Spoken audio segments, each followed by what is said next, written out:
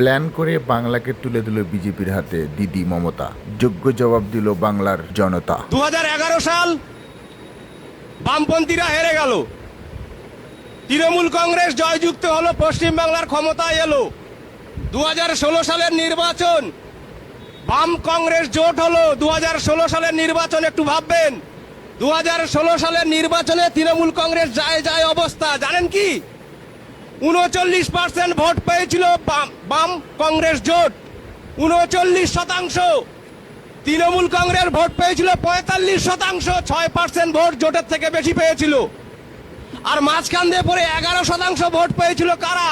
ভারতীয় জনতা party, BJP. মনে পড়ে 2016 সালে, মানে 5 বছর পরেই 2016 সালে এই বিজেপি ভোট পেয়েছিল 11% ভোট কেটে এই তৃণমূল কংগ্রেসকে সাহায্য করেছিল, যার ফলে তৃণমূল কংগ্রেস ক্ষমতায় টিকে গেছিল। না হলে প্রথম 5 বছর পরেই এই তৃণমূল কংগ্রেস সরকারটা চলে যেত। তারপরে আমরা কি লক্ষ্য করলাম? বিজেপি, তৃণমূল কংগ্রেস, যার দ্বারাই পরিচালিত হয় রাষ্ট্রীয় স্বয়ংসেবক সংঘ আরএসএস, যাদের হেড সদর দপ্তর নাগপুরে, সেখানে তৃণমূল কংগ্রেস আর বিজেপির নেতৃত্ব বসলো। ভাই সর্বনাশ! বলছে কেন? তৃণমূল জানে তাদের জাত শত্রু হচ্ছে লাল ঝান্ডা, সিপিএম, বামফ্রন্ট। আর বিজেপি জানে ওদের জাত শত্রু হচ্ছে সিপিএম, বামফ্রন্ট। তাই লাল ঝান্ডাকে উঠতে দেওয়া যাবে না। দুজনের দাবি কিন্তু এক। বিজেপির দাবি লাল ঝান্ডাকে নিচে নামিয়ে দিতে হবে, আর তৃণমূলেরও দাবি লাল ঝান্ডাকে নিচে নামিয়ে দিতে। তাহলে কি করতে হবে? বলছে হিন্দু মুসলমান তাস খেলতে হবে, হিন্দু মুসলমান তাস। আরএসএস দপ্তরে বসে এই তৃণমূল আর বিজেপি মিটিং করে বলেছিল এই লাল ঝান্ডা যদি মাথা চাড়া দেয় তাহলে তৃণমূল জানে তাদের ঝাড় পর্যন্ত তুলে দেবে, আর বিজেপি জানে আগামী 50 বছর পশ্চিম বাংলায় ঢুকতে পারবে না। তাই সেই জন্য তাদের মধ্যে চুক্তি হয়েছিল, চুক্তি। তারপরে আমরা কি লক্ষ্য করলাম? পরপর নির্বাচন হলো, বামপন্থীরা দুবার হেরে গেল। মানুষের হাটে বাজারে রাস্তাঘাটে চায়ের দোকানে সমস্ত জায়গায় প্রচার সংগঠিত করা হয়েছিল সিপিএম হেরে গেছে, ওদের দ্বারাই হবে না। তাই তৃণমূল কংগ্রেসকে হারাতে গেলে বিজেপিকে যেতে হবে। বলেনি যে বামের ভোট রামে দাও? বলেছিল তো যে বামের ভোট রামে দাও, তৃণমূলকে সাইজ করতে পারে একমাত্র বিজেপি। ওদের সঙ্গে গট আপ গেম খেলা হয়েছিল। তাহলে লাভটা কি হবে? ভাই হিন্দু, সেখানে তোমরা গিয়ে বলবে ভাই মোল্লা ভাই তৃণমূল কংগ্রেসকে ভোট দিচ্ছে, তোমরা বিজেপিতে দিতে দোষ কি? আর মোল্লা ভাইদের কাছে তোমরা গিয়ে বলো ভাই সব হিন্দু এক জায়গায় হচ্ছে, তোমাদের ভোট ওই বিজেপি এসে যাবে। বিজেপিকে আটকাতে গেলে ভাই মোল্লা ভাই তোমরা যে আছো তৃণমূলকে দাও, আর সব ছাড়ো। ব্যাস, মানুষ কি বলবে? মানুষ ভাবছে যে মুসলমান ভাবছে যে বাপারে বিজেপি এসে যাবে, আমাদের চরম শত্রু বিজেপি। তাহলে তৃণমূলকে তো ওই ভালো। আর প্রচার করা শুধু সিপিএম এর দ্বারাই হবে না, সিপিএম মাথা তুলে দাঁড়াতে পারবে না। অতএব ভাই তৃণমূল, তোমরা জোর কদমে চুরি করে দাও, জোর চুরি করে যাও, লাগাম ছাড়া দুর্নীতি করে যাও, যা খুশি তাই করে দাও। আর ভোট আসে, আর মুসলমানদের কাছে গিয়ে বলো ভাই বিজেপিকে আটকাতে হবে। পরপর নির্বাচন দেখেন, 2019 সালের নির্বাচন, 2021 সালের বিধানসভা নির্বাচন, 2024 সালের লোকসভা নির্বাচন, এর নিরিখে হয়েছে। আর এই 15টা বছর তৃণমূল কংগ্রেস শুধু চুরি চুরি চুরি চুরি আর দুর্নীতি, একদম রাহাজানি, ধর্ষণ থেকে শুরু করে সমস্ত কাজ অকপটে করে গেছে এখন অবারিত ভাবে। আর তৃণমূল কংগ্রেসকে সাহায্য করেছে, অক্সিজেন দিয়েছে কারা? এই বিজেপি। প্রত্যেকবার দেখেন কিভাবে অক্সিজেন দেয়। একটা করে ভোট আসে ভারত পাকিস্তান যুদ্ধ, একটা করে ভোট আসে, একটা করে পুলওয়ামা, একটা করে কার্গিল। আর তারপরে কি লক্ষ্য করলাম? মন্দির মসজিদ, হায়রাম মন্দির আর নয় মসজিদ, এই বিতর্ক সামনে চলে আসে।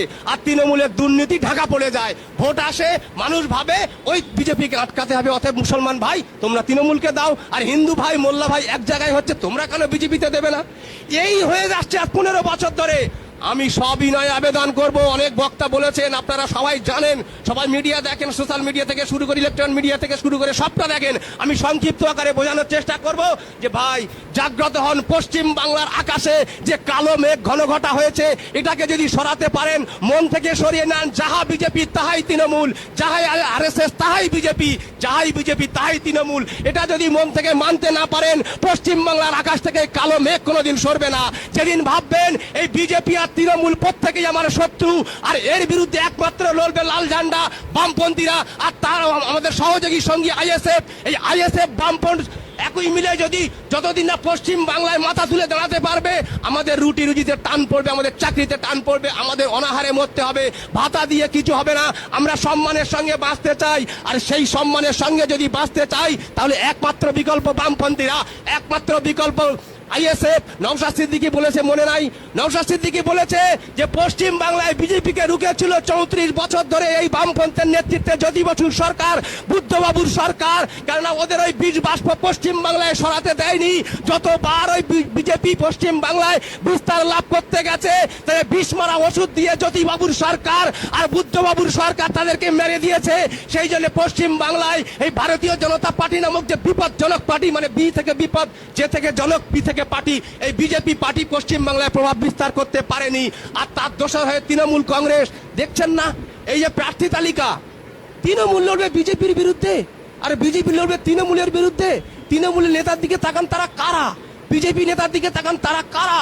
এই তৃণমূল কংগ্রেস যে প্রার্থী তালিকা ঘোষণা করেছে তার মধ্যে 44 জন প্রার্থী রয়েছে আরএসএস মার্কা লোক, বিজেপির লোক।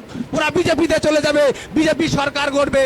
এই তৃণমূল আর বিজেপি একদম গাঁট ছাড়া মুদ্রার এপিট আর ওপিট। এই সব্যসাচী দাঁড়িয়েছে দত্ত বারাসাতে, ইনি কে? ইনি তো গতবারের রাজারহাটের ক্যান্ডিডেট, বিজেপির ক্যান্ডিডেট। সে তো আরএসএস এর লোক, সে তো তৃণমূল থেকে দাঁড়িয়েছে। এই বাবুল সুপ্রিয় কে? আসানসোল দাঙ্গার নায়ক বাবুল সুপ্রিয়, তাকে মমতা ব্যানার্জি বালিগঞ্জে দাঁড় করিয়ে আবার মন্ত্রী করেছেন। তাকে দাঁড় করেছে কে? বাবুল সুপ্রিয়। এরকম একটা একটা করে আমি নাম 44টা নাম বলে দিতে পারি। যারা আরএসএস করতো, রাষ্ট্রীয় স্বয়ংসেবক সংঘ, যারা বিজেপির লোক, তারা হচ্ছে তৃণমূলের ক্যান্ডিডেট। 18 জন বিজেপির ক্যান্ডিডেট হয়েছে তৃণমূলের প্রার্থী, তারা তৃণমূল থেকে এসে বিজেপির ক্যান্ডিডেট হয়েছে। তাহলে আপনি বিশ্বাস করুন, এই তৃণমূল লড়বে বিজেপির বিরুদ্ধে আর এই বিজেপি লড়বে তৃণমূলের বিরুদ্ধে।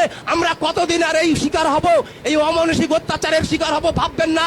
প্রত্যেকটা ভোট আসবে, মানুষের রুটি রুজি দুর্নীতি সমস্ত কিছু ভুলে গিয়ে ওই বিজেপিকে আটকানোর জন্য মুসলমান সমাজ তৃণমূলকে দেবে আর হিন্দু সমাজ বিজেপিকে দেবে, দুজনা ভাগ করে নেবে। আর মাঝখান দিয়ে বলে বামপন্থীদের আইএসএফদের উঠতে দেবে না। এটাই হচ্ছে ওদের প্ল্যান। এই প্ল্যানের ফাঁদে পা দেবেন না। মাথা উঁচু করে যদি বাঁচতে যান, সম্মানের সঙ্গে যদি বাঁচতে চান, আপনার ভবিষ্যৎ যদি সুনিশ্চিত করতে চান, আপনার সন্তানের বাচ্চার ভবিষ্যৎ যদি সুনিশ্চিত করতে চান, আমি বলবো না এই তৃণমূল কংগ্রেস শিক্ষা ব্যবস্থাকে শেষ করে দিয়েছে, চাকরির জায়গা থেকে শেষ করে দিয়েছে, সমস্ত কিছু মাথা পা থেকে আর মাথার চুল পর্যন্ত দুর্নীতিতে ভরা, দুর্নীতিতে ভরা। আমরা বারবার বলি, কিন্তু মানুষ অনেক সময় বিশ্বাস করে না, ফাঁদে পড়ে। তাই এলাকার সর্বস্তরের মানুষের কাছে, শুধু মানুষজনের কাছে আপনারা বিবেক বিবেচনা করে দেখবেন। বিগত দিনে প্রথম পশ্চিমবাংলার মুখ্যমন্ত্রী কংগ্রেস হিসাবে যিনি ছিলেন, সেই ভালো ছিল না, তারপরে বামফ্রন্ট ভালো ছিল না, তারপরে তৃণমূল ভালো ছিল না, আজকে বিজেপি ভালো আছে, বা বর্তমান 2026-এর পরে আমরা কে ওটাই দেখতে হবে। বা আপনারা দেখতে থাকুন। ভালো লাগলে অবশ্যই বেশি বেশি করে শেয়ার করবেন এবং লাইক ফলো করে দেবেন ভিডিওটাকে। সাবস্ক্রাইব করতে ভুলবেন না কিন্তু। ভিডিও এই পর্যন্ত, সবাই ভালো থাকুন।